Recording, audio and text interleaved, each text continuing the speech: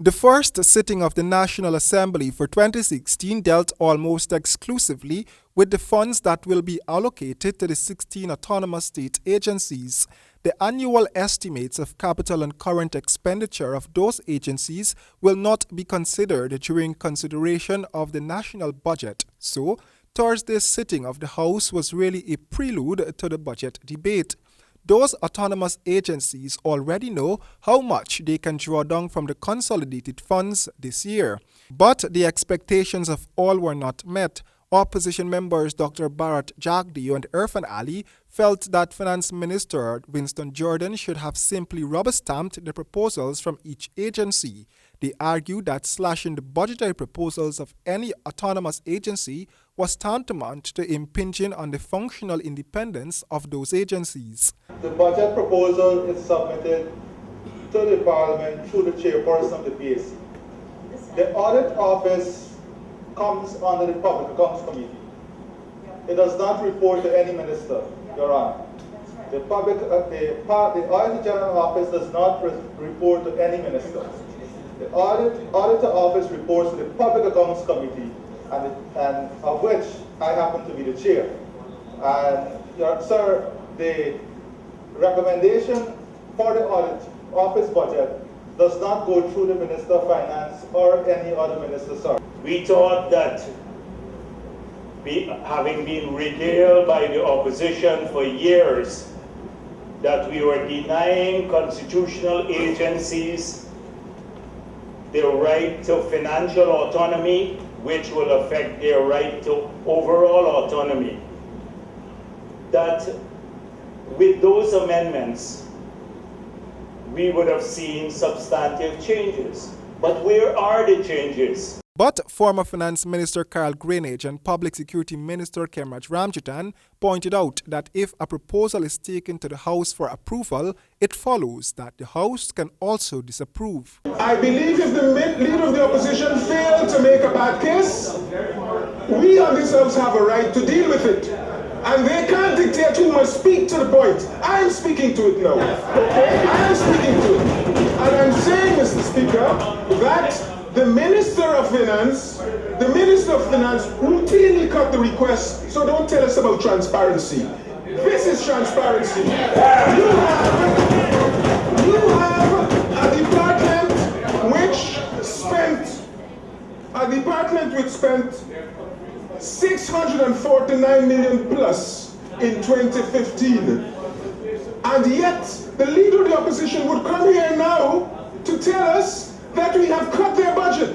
So we must not suffer scrutiny simply because it was already decided and it is a constitutional agency. Every agency that requires monies to be spent has an obligation here to have it scrutinized by questions from the various members.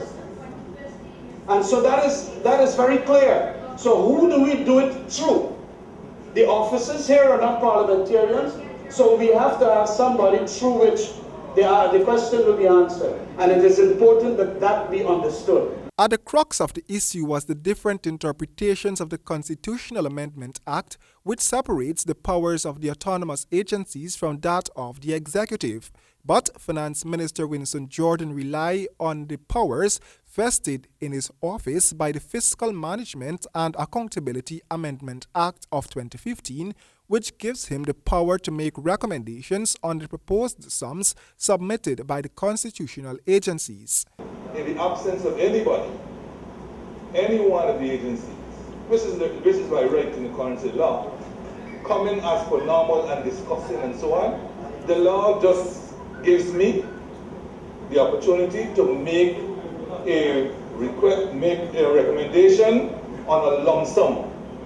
As to whether you want to argue, well, this is right or wrong, that's the law. Among the agencies that were allocated less than they requested were the Parliament Office, the Director of Public Prosecution Chambers, the Auditor General's Office, the Rights of the Child Commission, the Indigenous Peoples Commission, and the Ethnic Relations Commission.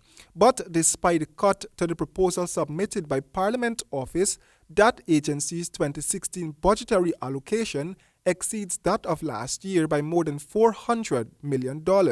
Many other agencies that got less than requested actually got more than they received last year. As the debate dragged through the night, Prime Minister Moses Nagamootoo brought about a sense of order to the proceedings by pointing out the many discrepancies in the arguments of the opposition. Say this for the record. It is this side that has fought for the independence of these constitutional agencies. It is this side. It is this side that has faced. This is the problem of this House, sir.